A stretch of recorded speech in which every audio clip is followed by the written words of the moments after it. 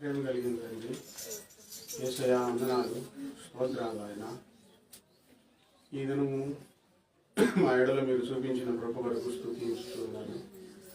ఇప్పుడు మీ సన్నిధానంలో మీరు చేసిన మేలులన్నిటిని బట్టి మమ్మల్ని అందరినీ మీ సాక్షులుగా నిలిపినందుకు వందనాలు. మీ బిడ్డలిచ్చిన కానుకలు మీరు దీవించినందుకు వందనాలు. అయ్యా, ఒంటరిగా నీ పక్షాన నిలబడి ఉండగా నన్ను క్రమేణా ఒక జనముగా మారుస్తున్నందుకు నీవు స్తోత్రాలు తండ్రి. నీవు నమ్మదగిన దేవుడు అయి ఉంది, అలాగూ జరిగించచ్చు ఉన్నావు. ఈరోజు బాప్తిసం తీసుకున్న తల్లి గారిని మీరు దర్శించండి, మీ హస్తం ఉంచి నూతనపరచండి, అభిషేకించండి, తనకి ఏమి కొదువు లేకుండా చేయండి. ఇప్పుడు మీ లేఖనాల ద్వారా మాట్లాడుతూ ఉండగా మీరు మాట్లాడి అద్భుతం చేయమని మీ పాదాల సన్నిధిలో వేడుకుంటూ యేసయ్య నామంలో ప్రార్థించి అతి వినయంగా వేడుకొని ఈ వాక్యం ప్రారంభిస్తున్నాను తండ్రి. ఆమేన్. దేవుని స్తోత్రాలు. మీ అందరికి వందనాలు. దైవ గ్రంథంలో నుండి యెహోషువ గ్రంథం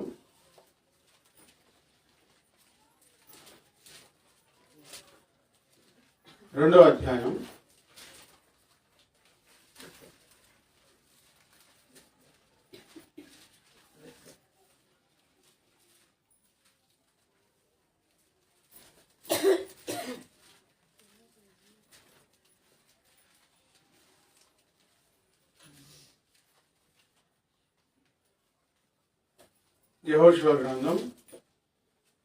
2వ అధ్యాయంలో ఇక్కడ రాహాబు అనే ఒక స్త్రీ గురించి రాయబడి ఉంది బైబిల్ గ్రంథంలో. రాహాబు ఆమె పేరు. బైబిల్ గ్రంథంలో రాయబడిన సంఘటనలన్నీ రాబో భావితరం వారికి ఆదర్శం, గద్దింపులు, దీవెనలు, శిక్షలు, ప్రోత్సాహకరంగా కొంతమంది చరిత్రలు రాయబడి ఉన్నాయి. అవసరమైన మేరకు దేవుడు రాయించాడు. ఈ వ్రాయబడిన వాటిని చదవటమే కష్టమైంది. అన్ని దేవుడు రాయించాడు అనుకోండి, ఎప్పుడు చదువుతారు? ఇంకా చదువుతారా? కొన్ని రాయించాడు. ఈ రాయించిన కొన్ని మనుషులకు అవసరమైనవి అందులో ఉన్నాయి. అవి చదువుకొని దేవునికి ఇష్టంగా మారితే చాలు. రోజు బైబిల్ చదువుతున్నారా? బాగా ఆశతో చదువుతున్నారా? అర్థం చేసుకుంటూ చదువుతున్నారా? బైబిల్ చదవటం అంటే దేవుడు మనతో మాట్లాడటం. దేవుడే మనతో మాట్లాడటం. దేవుడు మాట్లాడాలా వద్దా? మనతో మాట్లాడాలా? నిజంగా మాట్లాడాలా? నిజంగా మాట్లాడాలనుకుంటే ఆశతో ప్రార్థన చేసుకొని ఆయన గ్రంథం తెరవండి. అందులో నుంచి ఖచ్చితంగా దేవుడు మీతో మాట్లాడతాడు. మనం దేవునితో మాట్లాడాలంటే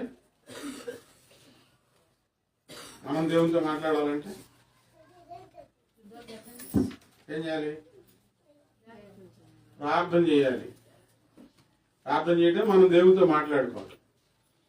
మనం దేవునితో మాట్లాడాలి, దేవుడు మనతో మాట్లాడాలి. ఈ సందర్భం జీవితంలో లేకుండా ఏమి చేసినా ఎన్ని చేసినా ఉపయోగం లేదు, అన్నీ వ్యర్థమే.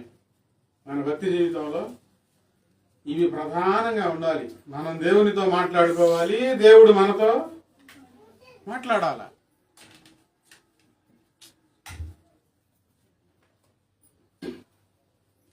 ఇది చాలా అవసరం, చాలా ప్రాముఖ్యం. ఈ రెండు లేకపోతే వాళ్ళలో ఏమున్నాయంటే దయ్యాలు ఉన్నాయి. ఏమున్నాయి? దయ్యాలను ఏం చేయాలి?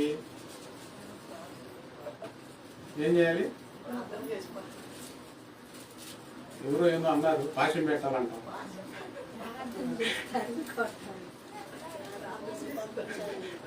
దయ్యాలకు పాశం పెడితే మళ్ళీ వస్తాయి. పాశం పెడతాయి.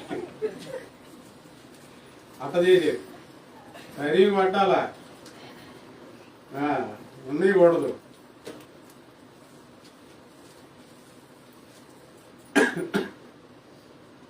మనలో ప్రభు ఉండాలండి, ప్రభువులో మనం ఉండాలి. అందుకోసం ఈ గ్రంథంలో కొంతమంది జీవిత చరిత్రలు రాయబడ్డాయి. నిజంగా జరిగిన సంఘటనలు, కల్పితాలు కాదు, ఊహలు కాదు, కల్పితాలు కాదు, నిజంగా. అందులో రాహబ్, ఆమె పేరు కూడా రాశారు. ఆమె యెరికో పట్టణంలో ఉండేది. ఇశ్రాయేలీయులు అరణ్య యాత్ర చేసేటప్పుడు దేవుడు వారి పక్షాన ఉండి అరణ్యంలో వారిని నడిపిస్తున్న సంగతి, ఐగుప్తులో ఆయన చేసిన అద్భుతాల సంగతి అన్ని దేశాల వారికి తెలిసిపోతున్నాయి. ఈ సంగతులు ఆమె జాగ్రత్తగా విన్నది, చాలా జాగ్రత్తగా వింది, మనసును పెట్టుకుంది, విశ్వాసం ఉంచింది, భయపడింది. ఈ యెరికో పట్టణాన్ని వేగు చూడటానికి యెహోషువ 2 మనుషులను పంపిస్తాడు, తన శిష్యులను. వారు వెళ్ళటం ఆమె దగ్గరికి వెళ్తారు, రాహాబు దగ్గరికి వెళ్తారు. గూఢాచారులు వచ్చారన్న సంగతి ఆ దేశంలో, యెరికో దేశంలో తెలిసిపోయి సైనికులు పంపిస్తారు. నీ ఇంటికి 2 మనుషులు వచ్చారు, వాళ్ళు గూఢాచారులు, మన దేశ సమాచారం తెలుసుకోవడం కోసం వాళ్ళు వచ్చారు, వాళ్ళు తీసుకురా అంటే, అయ్యా వచ్చిన మాట వాస్తవమే కానీ వచ్చారు ఎటో వెళ్ళిపోయారు అని చెప్పి వాళ్ళని ఇంట్లో దాచిపెడుతుందండి. తమ ఇంట్లో దాచిపెడుతుంది. ఎందుకు దాచిపెట్టిందంటే వీళ్ళు దేవుని పిల్లలు, దేవుని జనం, వీరి దేవుడు గొప్పవాడు, వీరికి సహాయం చేస్తే దేవుడు మాకు సహాయం చేస్తాడన్న నమ్మకం దాచిపెట్టింది. దాచిపెట్టిన తర్వాత వాళ్ళని బయటికి తీసుకొచ్చి, అయ్యా మీ దేవుడు, ఇక్కడ పేజీ తిప్పితే 9వ వచనం నుంచి 14, 15, 16 వచనాల వరకు ఆయన చెప్పే మాటలు, ఆమెలో ఎంత విశ్వాసం ఉందో.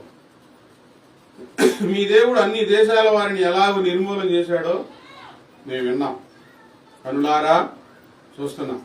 మీ ఎదుట నిలవడానికి ఏ మనుషులకైనా ధైర్యము చాలదు, మేము నమ్మాం. ఈ దేశాన్ని కూడా దేవుడు మీ చేతికి అప్పచెప్పబోతున్నాడు. నన్ను, నా అక్క చెల్లెంటను, నా అన్నదమ్ములను, నా తల్లిదండ్రులు, నా కుటుంబం వారిని మీరు కాపాడాలి. నేను మీ దేవుడిని నమ్ముతున్నాను, మీరు కాపాడుతానని ప్రమాణం చేయండి అని వారి చేత ప్రమాణం చేయించుకుంది. ఆమెలో నిజదేవుణ్ణి ఆరాధించాలన్న కాంక్ష చాలా బాగా ఉంది.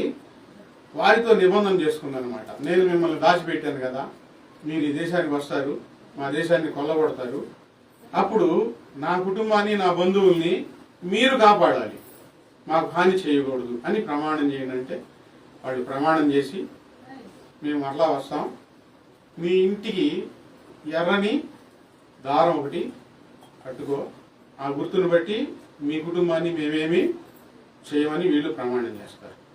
విషయానికి వస్తే ఈ రాహాబు వేశ్య అని వ్రాయబడి ఉంది. ఎవరు? వేశ్య.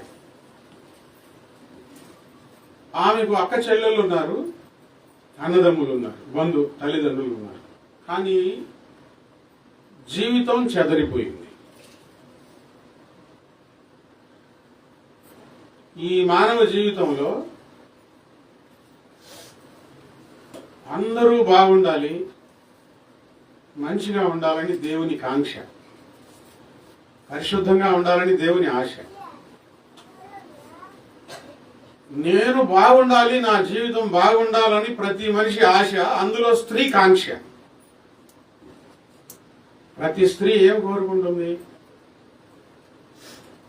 పరిశుద్ధంగా ఉండాలి, పతివ్రత ధర్మాన్ని పాటించాలి, మంచి పేరు సంపాదించుకోవాలని ఉంటుందా లేదా? నేను చెడిపోవాలి, అన్ని ఆశలు తీర్చుకోవాలి, అటు తిరగాలి, ఇటు తిరగాలి అనే కాంక్షలు కొంతమందిలో ఉంటాయి. అందరిలో ఉంటాయా? ఉండవు. అందరిలో ఉండవు.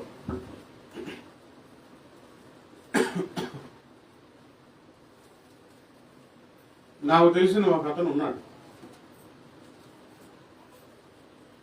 అతను ఇట్లా వేషల దగ్గరికి వెళ్తూ ఉంటాడు.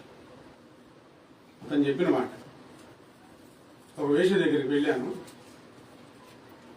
ఆమె ఏం కోరుకుంటుందంటే, ఈ జీవితం నాకు వద్దు, నన్ను వివాహం చేసుకో, నీకు భార్యగా నేను ఉండిపోతాను, ఈ స్థితి నుంచి నన్ను విడిపించు అని వేడుకుంది.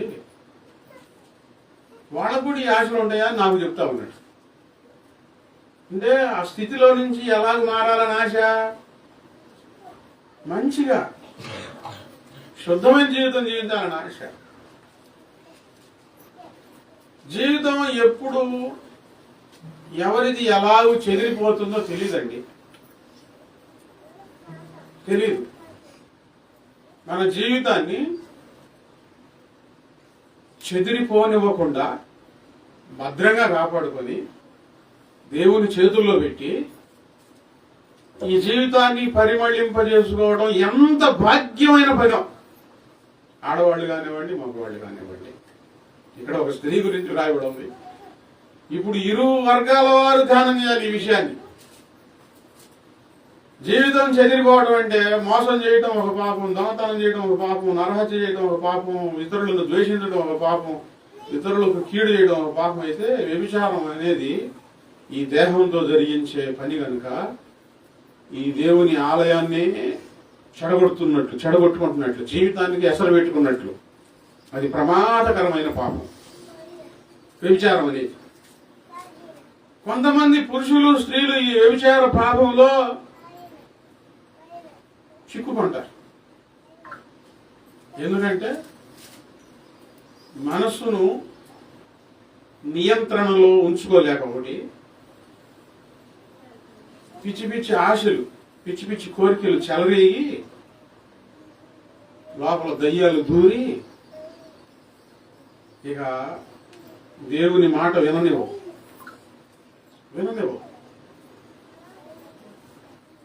వీరి జీవితం విచ్చలవిడిగా తయారవుతుంది. అంతే, భయంకరమైన ఆశలు. వాక్యంలో రాయబడి ఉంది దురాశ. వాక్యంలో అది రాయబడ్డ, అది సామెత. దురాశ గర్భము ధరించి పాపము కనగా పాపము పరిపక్వమై మరణమును గనును. ఇది వాక్యంలో రాయబడి ఉంది. ఈ దురాశలు గర్భం దాలుస్తాయి హృదయంలో. తర్వాత కార్యాచరణ ప్రారంభమవుతుంది. బాగా ఉన్నవారు, మంచిగా ఉన్న జీవితం, పాపం అంటే ఎరుగని జీవితం, దురాశలు వచ్చేసి స్త్రీలైనా పురుషులైనా మనుషుల్ని ఈడ్చుకొని వెళతాయి పాపపు దిశగా. అందులో వ్యభిచార పాపంలో చిక్కుకున్న వారు ఇక బయటికి రావడం కష్టం. అందులో పడకుండా మనల్ని మనం జాగ్రత్తగా చేసుకోవాలి, పిల్లల్ని జాగ్రత్త చేయాలి. వినరు, ఇక మాట వినరు. ఈ లోపల ఆశలు దయ్యాలు. చెప్పండి ఏంటి? దయ్యాలు, ఆశలు. వాడిని నిద్రపోనివ్వవు అన్నమాట. మహా రభస పెడతా ఉంటాయి. ఈ మనిషిని వాడిపోవటానికి లాక్కొని వెళ్ళిపోతాయి. తీరా ఊబిలో దిగిపోయిన తర్వాత, అయ్యో నేను ఊబిలో దిగిపోయానే, నాకు తెలియలేదని మళ్ళీ అప్పుడు బాధపడతా ఉంటారు. మొదట తెలియదు. అలా జీవితం సరైన క్రమశిక్షణ లేకపోతే, సరైన బాధ్యత కలిగిన వారు లేకపోవడం ఒకటి, నా ఇష్టం నా జీవితం అనే మనస్తత్వం ఒకటి జీవితాన్ని ఏం చేస్తాయంటే చెదరగొట్టేసేస్తాయి. కొంతమంది అలాగూ వారి జీవితాలను చెదరగొట్టుకొని పాడైపోయిన వారు ఎంతో మంది ఉన్నారండి. ఇప్పుడు మన జీవితం దేవుని చేతుల్లోకి వచ్చింది. పిల్లల జీవితాన్ని కాపాడుకునే బాధ్యత ఎవరిది? మనది. అవసరమైతే గొలుసులు వేసి కట్టేసి బాధైనా పర్లేదు. గొలుసులు వేసి కట్టేసిన గొలుసులు తెంపుకుంటాయి దయ్యాలు. మూర్ఖంగా మాట్లాడుతాయి. కాలు మీద కారం వేసి పట్టాలి మాట్లాడితే, ఎదురు మాట్లాడితే.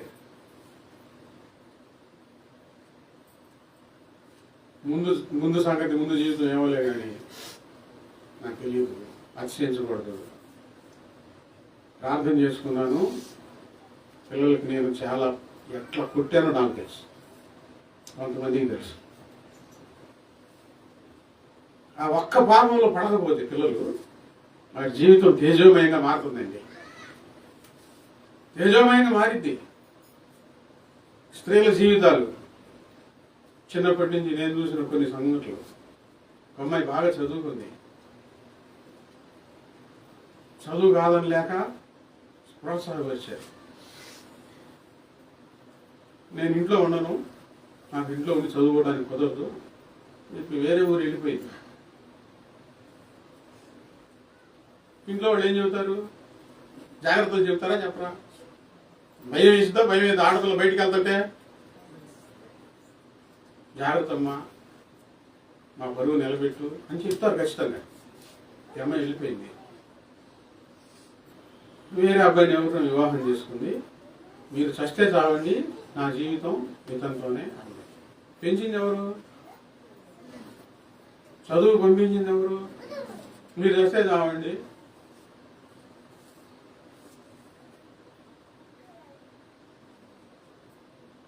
ఆయన శాశ్వతంగా ఉన్నాడా? ఆడి మధ్యలో పోయాడు, మధ్యలో ఇంకొకటి పరిచయం అయ్యారు. ఇప్పుడు అమ్మా నాన్నలు గుర్తుకొస్తారు. ఇలాంటి సంఘటనలు ఎన్నోనండి, ఎన్నో.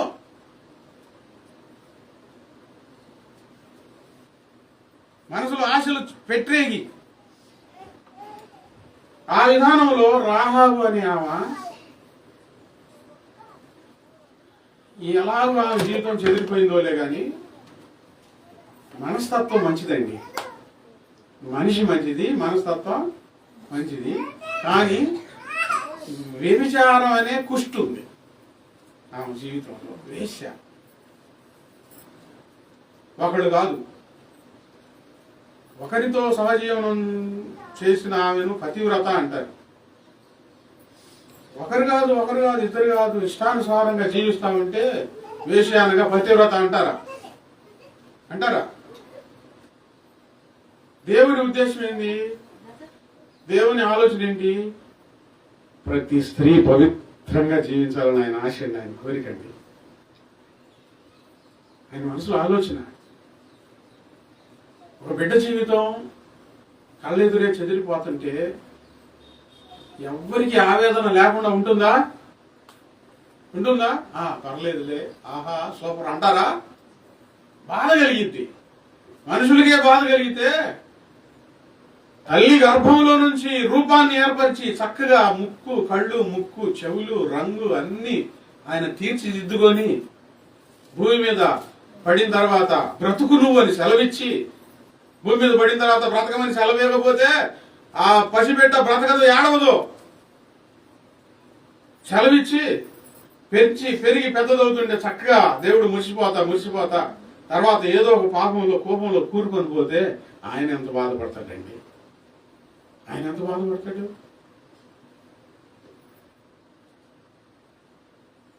పవిత్రంగా ఉండాలని ఆయన ఆశ, యేసయ్య ఆశ. కానీ జీవితం ఏదో విధంగా చెదిరిపోతుంది.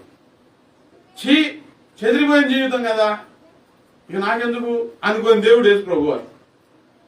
ఆయన గొప్పతనం ఏంటంటే ఈ చెదిరిపోయిన జీవితాన్ని కూడా నూతనపరిచి మరలా మరొక పాత్రగా చేసి పుష్పింపజేసి పరిమళింపజేసే దేవుడు యేసు ప్రభువారు. ఆ జీవితం ఏదో ఒక విధంగా చెదిరిపోయింది, వేశ్య అని పేరు పడిపోయింది. వేశ్యగానే ఆ పేరులోనే ఉండాలని ఎవ్వరికి ఇష్టం ఉండదు. ఆ మనసు మంచిది, మనిషి మంచిది, కానీ జీవితం పాడైపోయింది. ఆమెకు అక్క చెల్లెళ్ళు ఉన్నారు, అన్నదమ్ములు ఉన్నారు, తల్లి తండ్రి ఉన్నారు. దేవుని గురించి బాగా ధ్యానం చేసి ఆ పట్టణంలో అందరూ యేసయ్యను నమ్మకపోయినా, దేవుని నిజ దేవుడైనా చేసే అద్భుతాలు విన్నారు కానీ నమ్మకపోయినా ఏమిలో నమ్మకం కలిగిందండి. ఆమెలో స్థిరమైన నమ్మకం కలిగింది. మీ దేవుడే గొప్ప దేవుడు, మీ దేవుడు నిజమైన దేవుడు, మీ దేవుడు ఈ పట్టణస్తులందరినీ మీ చేతికి అప్పచెప్పబోతున్నాడని నేను విన్నానయ్యా, నాకు తెలుసయ్యా, నాకు నమ్మకం ఉంది, మీరు ఈ పట్టణానికి వచ్చినప్పుడు నా కుటుంబాన్ని, నా పిల్లలను, నా బంధువుల్ని మీరు కాపాడాలని ప్రమాణం చేయండి అని వేడుకుందండి. ఈరోజు నేనేం జ్ఞాపకం చేస్తున్నానంటే, అందరిలో ఏదో ఒక విధమైన పాపం ఏలుబడి చేసి మనిషిని పాడు చేయటం సహజం. కానీ దేవుని వైపు చూసి ఈ పాడైపోయిన స్థితిలోనే ఒక మంచి నమ్మకం ఉంచగలిగితే ఆ పాడైపోయిన స్థితిని మార్చివేసి మరలా ఒక నూతన జీవితాన్ని ఇవ్వగలిగిన దేవుడు ఆయన. ఏమో పరిస్థితి అది. వాళ్ళు ఎరుగో పట్టణానికి వచ్చారు. ఈమె కుటుంబాన్ని మాత్రమే ఆమె వీళ్ళు చెప్పినట్లు ఎర్రటి నూలు దారం కట్టింది కిటికీకి. ఈమె బంధువులను అందరినీ బయటికి తీసుకొచ్చారు. ఈ పట్టణం దేవుడు కూల్చివేసేశాడు. అందులో అందరినీ దేవుడు నాశనం చేశాడు. ఈమె ఒక్కటే రక్షించబడిందండి. అందులో అందరూ ఎంత మంచిగా జీవించారో తెలియదులే కానీ తన జీవితం పాడైపోయిన వేశ్యగా ఉన్న ఆమె దేవుని నమ్మింది, నిజదేవుని నమ్మింది, దేవుని ప్రజలతో చేరింది. ఈమె ఇశ్రాయేలీయులు ఈ రాహాబు వారి దేశంలోనికి తీసుకొని వచ్చి అందులో ఒక ఆయన ఈమెను వివాహం చేసుకున్నాడండి. దేవుని స్తోత్ర. వేసిన ఎవరు వివాహం చేసుకుంటారు? భర్త లేకపోతే వివాహం చేసుకొని మరొక జీవితం ఇవ్వడం ఒక అద్భుతమైన సంఘటన. వాడుకొని వదిలేద్దామనే ఆలోచనలు ఉంటాయిలే కానీ వివాహం చేసుకోవాలన్న ఆలోచన ఈ ఆడవాళ్ళకు కూడా మళ్ళా రెండో పెళ్లి నాకెందుకులే, ఇలా కాలం గడుపుకుందాం అనే ఆలోచనలు కలిగిన వాళ్ళు ఉన్నారు కొంతమంది. ఏంది, భర్తను వదిలేసింది, భర్త చనిపోయాడు, మళ్ళీ వేరే సంబంధం పెట్టుకుంది, ఇట్లా అనుకొని నా జీవితంలో పోతే పనిలో అనుకునే ఆలోచనలు కొంతమందిలో ఉంటాయి నిజంగా. పాస్ గారు ఎందుకు ఇవన్నీ చెబుతున్నారంటే ముందు జాగ్రత్త కోసం. ప్రభు మాట్లాడించిన మాట ఏ మాట నిరర్ధకము కానేరదు. మంచి జీవితం జీవించాలి కానీ కుళ్ళిపోయిన జీవితం జీవించకూడదనే ఉద్దేశంతో చెబుతా ఉన్నా. అసలు ఆలోచనలు వద్దు. ఇక్కడ ఒక నూతన మార్గం యేసుప్రభు వారు తెరిచి ఉంచాడు. ఆమెను వివాహం చేసుకున్నారు. యేసుక్రీస్తు వారు అనాదిలోనే అబ్రహాము వంశంలో నుంచి, దావీదు వంశంలో నుంచి ఆయన ఈ భూమి మీదకి రావడానికి ఒక ప్రణాళిక ఏర్పాటు చేసుకున్నారు. దావీదు వంశంలో, దావీదు గోత్రంలో ఆయన జన్మించాలని. ఈ రాహాబు అనే వేశ్య ఆ ఎరుకో పట్టణంలో నుంచి, నాశనం నుంచి తప్పించబడి ఇశ్రాయేల్ దేశంలోకి వస్తే ఇక్కడ ఒక అతను వివాహం చేసుకుంటే ఈమె దావీదు అబ్రహాము సంతానంలో దావీదు వంశంలోనికి చేర్చబడిందండి. దావీదు గోత్రంలోనికి చేర్చబడింది. ఈమె పాత జీవితం అంతా ఇప్పుడు వేశ్య కాదు, వివాహం చేసుకున్నారు. ఫలానా ఆయన భార్య. ఇప్పుడు ఆమె మంచిగా జీవించడం ప్రారంభించింది. ఇప్పుడు వేశ్య కాదు, దేవుని ప్రజల్లోనికి చేరింది, నూతనంగా జీవిస్తా ఉంది. యేసు ప్రభు వారు పుట్టిన వంశంలో చేర్చబడింది ఆమె. వంశంలో యేసు ప్రభు వారు జన్మించారు. విషయం ఏంటంటే పాడైపోయిన జీవితం ఇక నాదేముందిలే అనుకొని అలాగే ఉన్నట్లయితే అక్కడే ఎరుకులోనే పాడైపోయేది ఆమె. కూడా చనిపోయేది. దేవుని యందు విశ్వాసం ఉంచింది. ఆ దేవుని యందు నమ్మకం ఏమను పవిత్రురాలుగా మార్చిందండి. దేవుని స్తోత్రం.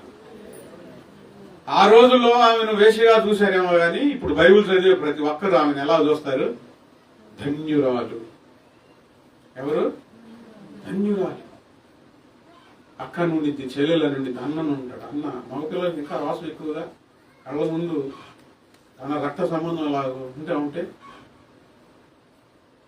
ఎలా ఉండే జీవితం ఎలా మారిపోయిందని సంతోషపడి ఉంటాం. తర్వాత మనం పాపంలో ఉన్నంతకాలం అసహ్యమే కలుగుతుంది, చెడ్డ పేరే వస్తుంది.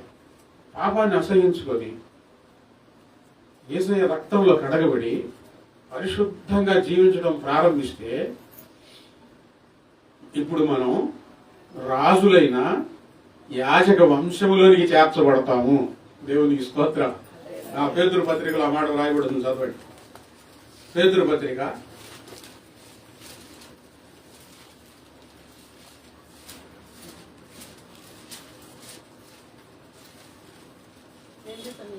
2వ అధ్యాయం, మొదటి పేతురు పత్రిక 2వ అధ్యాయం 9వ వచనం.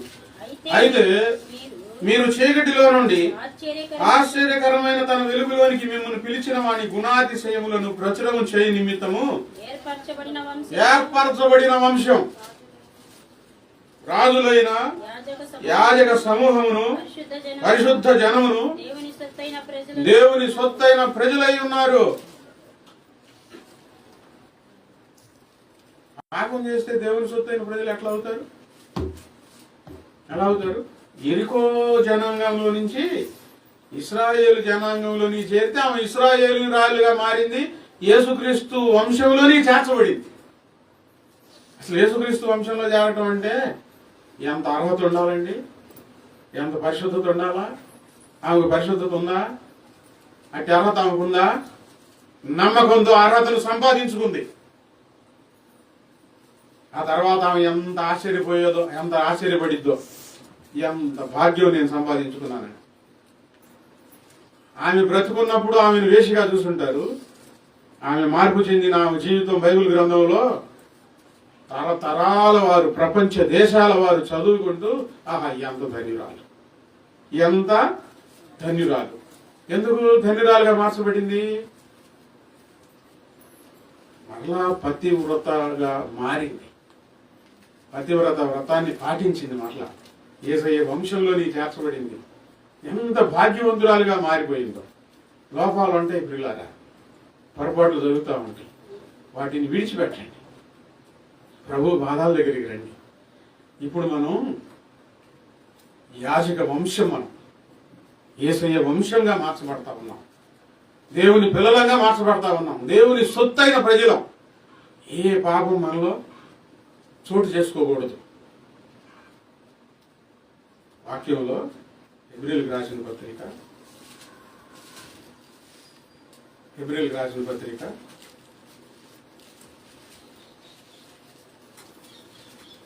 12వ అధ్యాయం 15వ వచనం. మీలో ఎవడైనా దేవుని కృపను పొందకుండా తప్పిపోవునేమో అని మీలో ఎవరి గురించి ఎవరు చెబుతున్నారు ఈ మాటలు? మీలో ఎవడైనా ఎవరికి చెబుతున్నారు? నమ్మిన వాళ్ళగా, నమ్మని వాళ్ళగా? బాప్తిజం తీసుకున్నాడు సంఘ బిడ్డలు చెబుతున్నారు. మీలో ఎవడైనా దేవుని కృప పొందకుండా తప్పిపోవునేమో. దేవుని దగ్గరికి వచ్చారు. ఇప్పుడు దేవుని దగ్గర ఏం పొందుకోవాలి? రాహాబు వేశ్య మొదట వచ్చింది, తర్వాత కృప పొందుకుంది. వివాహం చేసుకోగలిగే కృప పొందుకుందండి. ఒక ఆయన వచ్చి వివాహం కృపనిచ్చాడు, దేవుడు కృపనిచ్చాడు. వివాహం చేసుకున్న తర్వాత పరిశుద్ధంగా ఉంది. ఆమె వంశంలో, యేసయ్య వంశంలో ఆమె చేర్చబడింది. ఆమె గర్భంలో నుంచి పిల్లలు వచ్చారు. ఆ గర్భంలోంచి యేసయ్య వచ్చాడు ఆ వంశంలో నుంచి. మీలో ఎవడైనా దేవుని కృప పొందకుండా తప్పిపోవునేమో. ప్రతి విశ్వాసి బాప్తిజం తీసుకున్న తర్వాత ఏం పొందుకోవాలి? దేవుని కృపను పొందుకోవాలి. దేవుని కృప ఎవరికి కలుగుతుంది? ఎవరి మీదకి వస్తుంది? పరిశుద్ధంగా ఉన్నవారి మీదకి వస్తుంది. అపవిత్రంగా ఉంటే దేవుని కృప అనుగ్రహిస్తాడా? ఇప్పుడు దేవుడు నిన్ను ప్రేమిస్తున్నాడు, కృప చూపిస్తున్నాడు. దేనికి? ఇంకా ఏమైనా పాపంలో ఉంటే పాపంలో నుంచి పరిశుద్ధతలోనికి అడుగు పెడతావని కృప చూపిస్తున్నాడు. ఆ కృప పొందుకోవాలంటే నువ్వు పరిశుద్ధతలోనికి వచ్చావనుకో, ఆ కృపను అనుగ్రహిస్తాను నీకు. ఆ కృప అభిషేకం నీ మీదకి వస్తే వరాలు వస్తాయి. జరగబోయే తెలిసిద్ది. మంచి పాటలు వస్తాయి, మంచి స్వార్థ నోటి నుండి వస్తుంది, మంచి ఆలోచనలు వస్తాయి, జీవితం నూతనం అవుతుంది, మహాశక్తి కలుగుతుంది. దేవుని అగ్ని చేత మండుతా ఉంటావు, వాక్యం చదువుతావు, ప్రార్థన చేసుకుంటావు, పరిగెత్తుతావు దేవుని దగ్గరికి, వెనకంచి వెయ్యవు. ఏదో ఒక కృప నువ్వు పొందుకోవాలి దేవుని దగ్గర తెచ్చి. కృప పొందకుండా తప్పిపోవునేమో అంటే గోడ మీద పిల్లిలాగా ఉన్నారనుకోండి, నాకు తెలియదు మీరు గోడ మీద పిల్లిలాగా ఉన్నారో, ముచ్చటగా మంచి భక్తురాల్లాగా ఉన్నారో నాకు తెలియదు. ఎవరికి తెలుసు? నేను ప్రార్థన చేస్తాను, మీరు మీదకి అభిషేకం పొంది మీరు నీ బాబుజీ కృప, నేను వాడుకో కృప అని. ఆయన ఆయన వీళ్ళు గోడ మీద పిల్లు నేను ఇచ్చాననుకో టపక్కన దూకుతారు. మనసు అటు ఇటు కొట్టుకుంటుందనుకో, దేవుడు నీకు కృపను ఇవ్వడు. పూర్తిగా స్థిర నిర్ణయంతో ప్రభువా నీ దగ్గరకు వస్తున్నాను, నా చేయి పట్టుకో ప్రభువా, నన్ను నడిపించయ్యా, నీ చేతిలో నన్ను వాడుకో ప్రభువా, వాడుకో నాయన. ఈ ప్రార్థన నువ్వు ఎప్పుడైతే చేస్తావో, కన్యాణిలతో నిజంగా తీర్మానం చేసుకుంటావో, అప్పుడు ఆయన నిన్ను ఆవరించి గొప్ప కృప నీకు అనుగ్రహిస్తాడండి. ఆ కృప పొందుకోవాలి. దేవదూత వచ్చి మరియతో అంటాడు, మరియా భయపడకము, నీవు దేవుని వలన కృప పొందితివి, దేవుని వలన కృప పొందితివి. దేవుని కృప పొందని జీవితం వ్యర్థం. నేను కొన్నిసార్లు ఎక్కువగా ధనం సంపాదించాలి, ఈ పేదరికం నుంచి బయటపడాలని కొన్ని ప్రయత్నాలు చేస్తా ఉన్నాను.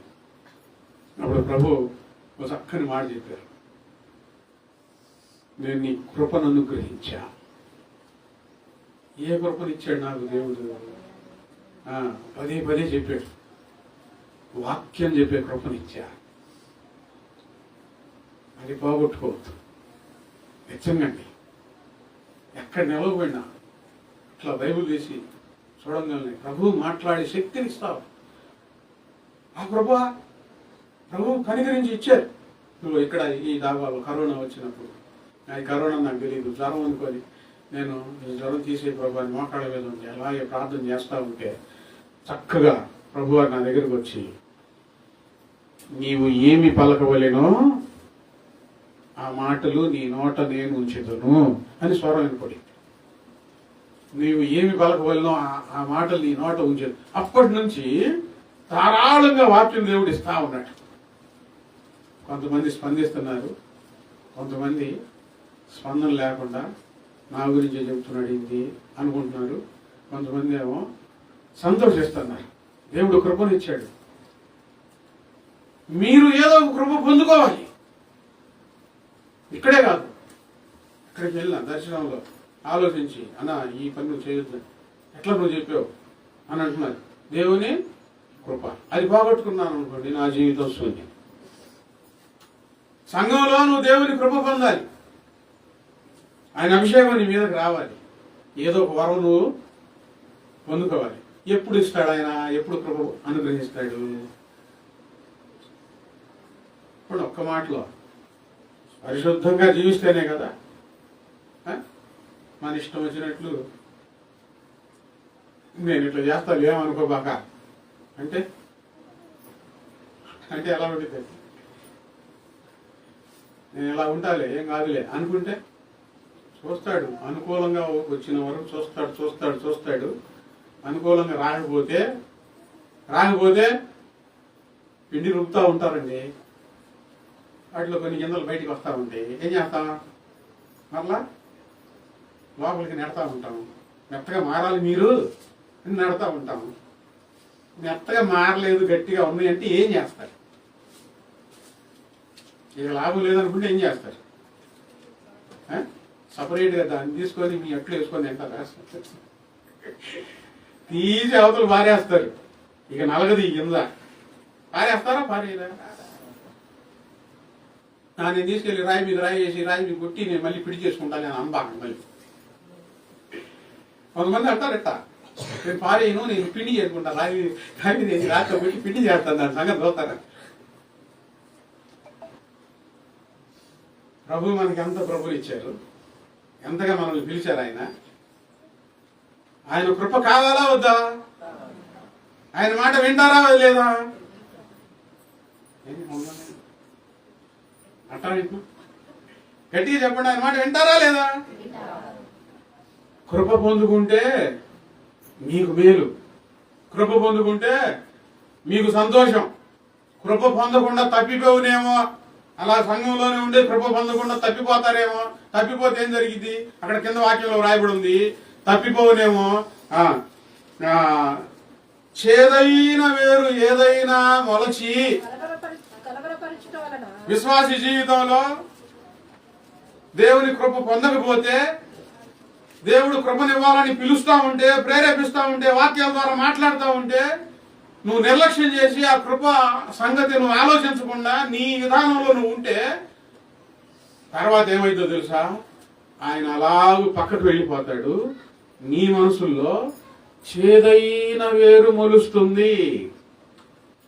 చేదైన వేరు మొలిచి నువ్వు కలవరపడతావు, నీ ఇంట్లో వాళ్ళు కలవరపడతారు, అనేకులు అపవిత్రులైపోతారు, నువ్వు అపవిత్రమైపోతావు, దేవుని కృప దూరం అయిపోతుంది. చేదైన వేరు మొలవకూడదు. విశ్వాసి జీవితం పరిశుద్ధపరచబడి దేవుని దగ్గర ఆయన రక్తంలో కడగబడి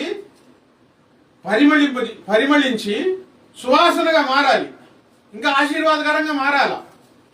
ఇప్పుడు రాహాబు వేశ్య చెడిపోయిన జీవితం దేవుని దగ్గరకు వచ్చి పవిత్రంగా మార్చుకొని పరిమళించింది. దేవుని దగ్గరకు వచ్చి కొంతకాలం ఉండి దేవుని కృప పొందకుండా చేదైన వేరు మొలిస్తే పాడైపోయి దేవుని దగ్గరకు వచ్చి బాగవడం మంచిదా? పరిశుద్ధపరచబడి దేవుని దగ్గరకు వచ్చి మరలా పాడైపోవడం మంచిదా? ఏది మంచిది? దేవుని దగ్గరకు వచ్చి దీవించబడాలి, ఇంకా పరిశుద్ధపరచబడాలి, ఇంకా తేజరిల్లాలి, ఇంకా వెలుగుమయంగా మారాలి. దేవుని దగ్గరకు వచ్చి దేవుని కృప పొందకుండా పాడైపోతున్నావే, ఇక అది దౌర్భాగ్యమైన జీవితం అవుతుంది. ఎంత దేవుని కృపను పొందుకున్నారు, ఎంత పరిశుద్ధపరచబడ్డారు, ఎంత ప్రాధేయపడుతున్నారు ఆయన్ని, ఎంత నిర్మలంగా జీవిస్తున్నారు, ఎంత ఆసక్తితో జీవిస్తున్నారు. అదంతా దేవుడు చూసి ఆయన కృపనిస్తాడు. నేనే ఉంది, నాకు ఎదురు కనబడితే బాగలేకపోతే అరుస్తా, బాగుంటే బాగున్నామంటారు. అంతవరకు నా పని. నిమిత్త మాత్రుడున్నాయి. దైవ ప్రేరేపణతో దేవుడు మాట్లాడిస్తున్న మాటలు చెప్పినప్పుడు నిన్ను నువ్వు సిద్ధం చేసుకోకపోతే, దేవుని కృపను పోగొట్టుకుంటే, నీకు ఇచ్చిన వరాన్ని పోగొట్టుకుంటే పాడైపోతే ఇటు మనుషులకు పనికిరావు, అటు దేవునికి పనికిరావు. దేవుని సన్నిధానంలో ఇంకా తేజోమయంగా మారాలి, ఇంకా పాడైపోకూడదు. దేవుని దగ్గర నుండి పాడైపోకూడదు. ప్రార్థనకి వెళ్ళింది పాడైపోయింది అనే మాట రాకూడదు. చెక్కబడాలి, అలంకరించబడాలి, పరిమళ తైలంతో నిండుకోవాలి, అభిషేకంతో పరిమళించాలి. అంతేగాని దేవుని దగ్గరకు వచ్చి పాడైపోయావంటే. చివరిగా ఒక చిన్న సన్నివేశం మీకు అర్థమయ్యేటట్టు చెప్తాను ప్రార్థన చేసుకున్న తర్వాత. బట్టలు ఉతకడానికి ఇంతకుముందు ఏముందో లేదో మనకు తెలియదు, వాళ్ళు ఎట్ట బట్టలు ఉతికేవారో ఏమో తెలియదు. బైబిల్లో రాయబడి ఉంది, క్షారంతో నిన్ను కడిగినని అని రాయబడి ఉంది.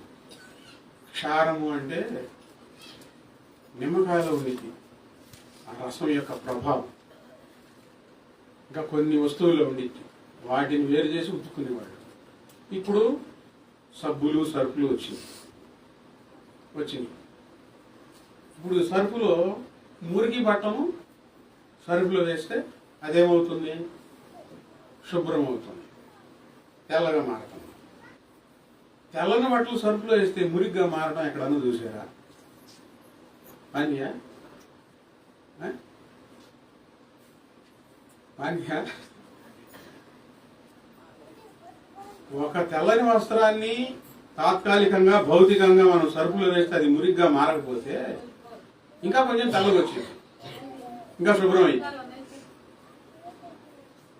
దేవుని సన్నిధానంలో ఉండి ఇంకా శుభ్రంగా మారాలే కానీ ఇంకా మురిగ్గా మారుతున్నామండి. ఇది అంత విడ్డూరం అండి లోకానికి, దేవుని చర్యల్లో. కారణం ఏంటో తెలుసా? రోమీయులకు రాసిన పత్రిక 1వ అధ్యాయము 28వ వచనం.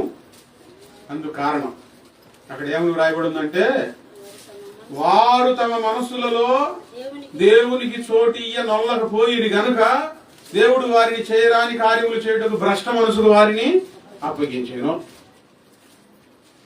దేవుని సన్నిధానంలోనే ఉంటూ మనసులో ఎవరికి చోట్లేదు? దేవునికి చోట్లేదు. దేవుడు కృపను ఎట్లా ఇస్తాడు? మనం అన్ని విషయాల్లో దేవునికి స్థానం ఇవ్వాలా వద్దా? దేవుని కనపరచాలా వద్దా? దేవుని ప్రేమించాలా వద్దా? అదంతా లేకపోతే ఇదంతా ఎందుకు? దేవునిలో ఒక తెల్లని వస్త్రం సరుకులో వేస్తే అది మురిగ్గా మారుతుంది, ఇంకొంచెం తేజోమయంగా మారినట్లు. దేవుళ్ళు ఇంకా మనం పరిమళించాలి, ఇంకా తేజోమయంగా మారాలి, ఇంకా పరిశుద్ధంగా మారాలి. కానీ దేవుని దగ్గర నుండి మురికిగా మారుతున్నామంటే ఎంత ఘోరమైన శిక్ష పొందబోతున్నావో, ఎంత బాధాకరమైన పరిస్థితులు ముందున్నాయో ఇది మాత్రం ఖాయం. దేవుడు ప్రేమించినంతకాలం ప్రేమిస్తాడు, సమయం ఇచ్చినంతకాలం సమయం ఇస్తాడు. గట్టిగా నేను చెప్తా ఉన్నాను, దేవుని దగ్గర ఉండి కూడా ఇష్టానుసారంగా మనసులో చోటు లేకుండా విచ్చలవిడిగా మనసు ఉంటే బహు బాధాకరమైన సంఘటన, బహుఘోరమైన పరిస్థితులు ముందున్నాయి. తప్పించుకోవడానికి ప్రయత్నం చేయి, ప్రార్థన చేసుకో. నా మనసులో నువ్వు రా ప్రభువా, నా జీవితాన్ని నువ్వు నడిపించు ప్రభువా అని గట్టిగా తీర్మానం చేసుకో. నిలబడు, గట్టిగా చక్కగా నిలబడు. ప్రభు నీతో మాట్లాడతాడు, మోకరించాడు. ప్రార్థన చేసుకున్నాం. ప్రభు సన్నిధిలో ఉన్నాం మనం. విన్న వాక్యాన్ని బట్టి ప్రార్థన చేసుకోండి. దేవుని దగ్గరకు వచ్చి ఇంకా పరిశుద్ధపరచబడాలి, దేవుని దగ్గరకు వచ్చి ఇంకా పవిత్రంగా మారాలి, దేవుని దగ్గరకు వచ్చి చెడిపోకూడదు, దేవునిలో ఉంటూ పాడైపోకూడదు. దేవునిలో ఉండి పాడైపోతున్నావు, దేవుని కృప పొందుకోవడం లేదంటే కారణం మనసులో చోటు ఇవ్వడం లేదు.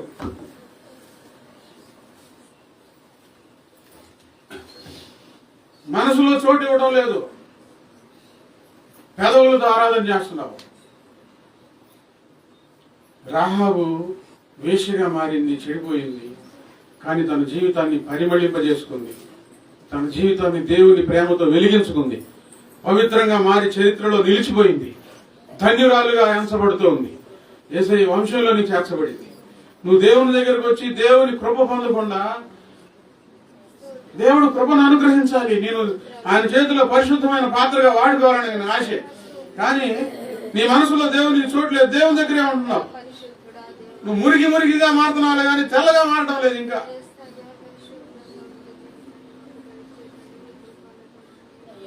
అందరు విన్న వాక్యాన్ని బట్టి నిజంగా ప్రార్థన చేసుకుంటే ఇప్పుడే ప్రభు మీతో మాట్లాడతాడు, మీ మీద ఆయన హస్తం వస్తుంది. నిజంగా ప్రార్థన చేసుకోండి. నా చుట్టూ ఉన్న బంధకాల నుంచి నన్ను విడిపించయ్యా, వేడుకో.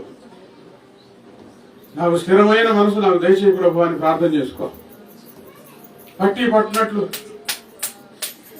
నేను ఉండకూడదయ్యా, నీ సన్నిధిలో నేను ఇంకా వెలుగుగా మారాలయ్యా, ఇంకా పరిశుద్ధంగా మారాలి ప్రభు. నీ సన్నిధిలో ఉండి నేను చెడిపోకూడదయ్యా. దేవుడు మన చెడిపోయిన స్థితిని మార్చగలుగుతాడు, కానీ దేవుని దగ్గరకు వచ్చి వేషధారణ జీవితాన్ని మార్చలేడు. బాధపడతాడు, ఏడుస్తాడు, కన్నీళ్లు పెట్టుకుంటాడు. నీ మీదకి రాబోయే ఉగ్రత, భయంకరమైన పాతకం ఆయనకు తెలిసి బాధపడతాడు, ఏడుస్తాడు. బాధాకరమైన సంఘటనలు జీవితంలో జరగకూడదని ఆయన బాధపడుతూ ఉంటాడు. సమృద్ధి కృపనివ్వాలని ఆయనకు ఆశ, ఆయన కృపను అనుగ్రహించి నేను వాడుకోవాలని ఆయనకు ఆశ. నీ కృప తప్ప వేరొకటి లేదయా, నీ మనసులో నేనుంటే చాలయా. నీ కృప తప్ప వేరొకటి లేదయా, నీ మనసులో నేనుంటే చాలయా. బహుకాలముగా నేనున్న స్థితిలో నీ కృప నాయడ చాలునంటివే. నీ అరచేతిలో చిక్కుకుంటివే, కొదువా స్తుతి మహి జీవితాంతము. అరచేతిలో చెప్పుకున్నాడు మరి, ఒకసారి ఆలోచించుకో. అరచేతిలో చెప్పుకున్నాడు. నీకున్న రూపం, నీకున్న రంగు, నీకున్న ఆకారం దేవుడు ఏర్పాటు చేసింది, దేవుడు ఇచ్చాడు. నువ్వు చక్కగా ఉంటే, పరిమళ తైలంగా పరిమళిస్తూ ఉంటే ఆయనకి ఎంత సంతోషమో. నువ్వు పరిశుద్ధంగా ఉంటే ఆయనకి ఎంత సంతోషం. ఆయన ఆశది అపవిత్రమైన ఆలోచనలతో అపవిత్రమైన జీవితంతో ఎంత బాధపడుతూ ఉంటాడు. చూసి నేను ఎందుకు చేసుకున్నాను, నేను ఎందుకు బ్రతికిస్తున్నాను, నేను ఎందుకు ఇలాగూ చెక్కుకున్నాను, తనను ఈ రూపం ఇచ్చానే అని ఆయన బాధపడుతూ ఉంటాడు. నిజంగా ప్రార్థన చేసుకో. అపవిత్రమైన జీవితంలోనే ఉండి ముందుకు సాగుతూ ఉంటే ఘోరమైన పరిస్థితులు ఎదుర్కోగలుగుతావా? ముందు ప్రమాదకరమైన పరిస్థితులు ఎదుర్కోగలుగుతావా? గడ్డి వంటి వారమేగా, గడ్డి పువ్వు లాంటి వారమేగా. దేని ఎదుట మనం నిలవబడగలుగుతాం దేవుని సహాయం లేకుండా? చెదిరిపోయిన జీవితాన్ని యేసయ్య నామంలో, యేసయ్య రక్తంలో బాగు చేసుకోవడం మంచిది. కానీ యేసయ్య రక్తంలో కడిగిపూడి జీవితాన్ని పాడు చేసుకోవడం అసహ్యకరం. ఇక మరలా నీకు చోటు లేదు, మరలా అవకాశం దొరకదు. భయంకరమైన పాతాళంలో, నిత్య నరకాగ్నిలో ఏడుస్తూ ఉంటావు. కృప పొందుకోవాలి. అడగండి అందరూ, కృప పొందుకోవాలి. ఆయన కృపనివ్వడానికి ఇష్టమే. ఈ వాక్యం వింటూ ఉండగా, ఈ క్రిస్మస్ సందేశంలో, ఈ క్రిస్మస్ కాలంలో నువ్వు కృప పొందుకోవాలి. కృపను పొందుకోవాలి బిడ్డ. దేవుని సన్నిధానంలో ఊరక ఉండటం కాదు, కృప పొందుకోవాలి. నీ భక్తి జీవితాన్ని బట్టి ఆయన కృపను అనుగ్రహిస్తాడు. నువ్వు నమ్మకంగా జీవించే జీవితాన్ని బట్టి ఆయన కృపను అనుగ్రహిస్తాడు. కృప లేని జీవితం వ్యర్థం. దేవుని కృపను, ఏ కృపను పొందుకున్నావు, ఏదో ఒకటి అడ్డం అవుతుంది నీ జీవితంలో, ఆటంకం అవుతుంది. బ్రతకగలుగుతావా దేవుని కృప లేకుండా? ముందుకు సాగగలుగుతావా దేవుని కృప దూరంగా ఉంచుకొని? జయించగలుగుతావా దేవుని కృప లేకుండా? ఏమి చేయలేవు, ఏం చేయలేవు. అయ్యా నీ కృప కావాలయ్యా. అందరూ వేడుకోనండి. నా చేయి పట్టుకో ప్రభువా, నా హృదయం తిప్పయ్యా, నీ తట్టు తిప్పయ్యా, నా హృదయం గట్టిగా పట్టుకొని తిప్పయ్యా అని అందరూ అడగండి. ప్రార్థన చేసుకోండి, వేడుకోనండి. నా చుట్టూ ఉన్న సంఖ్యలను కాల్చివేయి ప్రభువా, బంధకాలను కాల్చివేయి తండ్రి. నా మనసులో పెట్టగలుగుతున్న ఆశలను కాల్చివేయి ప్రభువా. నీ కృప కావాలయ్యా. బంధకాల నుంచి విడిపించయ్యా. నీ కృపలో నన్ను ఓదార్చు స్వామి. అందరూ ప్రార్థన చేసుకోండి. నిజంగా ప్రార్థన చేసుకోండి. పరితపించి ప్రార్థన చేసుకోండి. పశ్చాత్తాపడి ప్రార్థన చేసుకోండి. దేవుని కృప లేని విశ్వాస జీవితం ఎందుకు?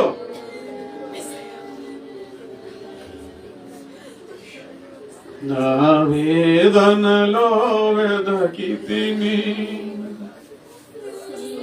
శ్రీ యేసుని పాదాలను, నా మనసులో కోరితిని నీ రూపమునే దీనుడనై, నీ రూపమునే దీనుడనై. నా వేదనలో వెదకితిని వెకుజాములో విలపించితిని అయ్యా. నా పాపములో వ్యసనములో వెకుజాములో విలపించితిని. నా పాపములో వ్యసనములో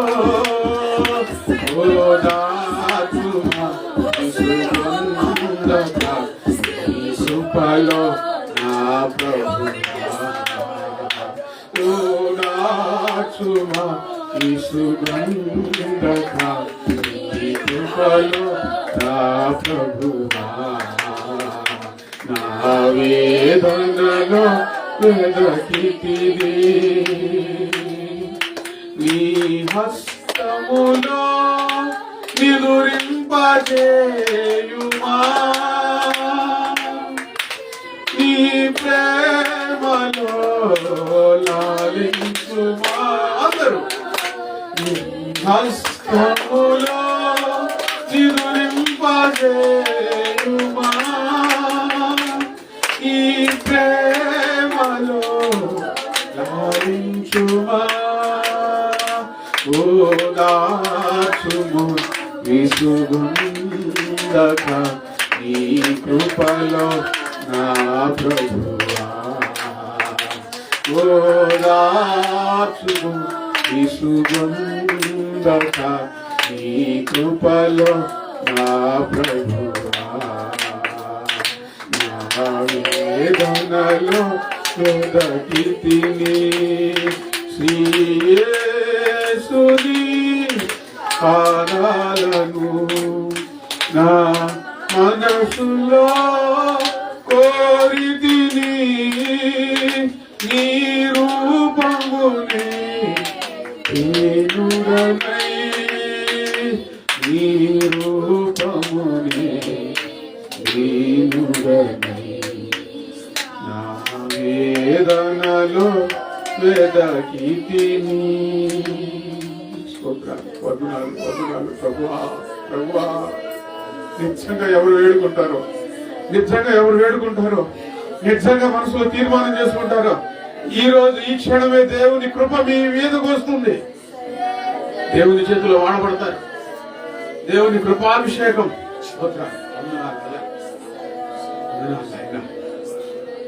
ఈ వాక్యాన్ని బిడ్డల హృదయాల్లో భద్రపరచండి. నీ కొరకు జీవించే కృప దయచి యేసయ్య నామంలో ప్రార్థించి అతి వినయంగా వేడుకొని ముందుకు సాగుతున్నాము తండ్రి.